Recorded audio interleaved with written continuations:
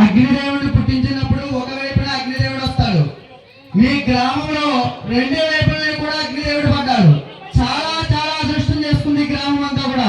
అమ్మా మీకు చూపిస్తాను, నమస్కారం చేసుకున్న అగ్నిదేవుడిని. ఇంకో కనిపించిందమ్మా రెండు వైపుల్ని చూడండి అందరూ కూడా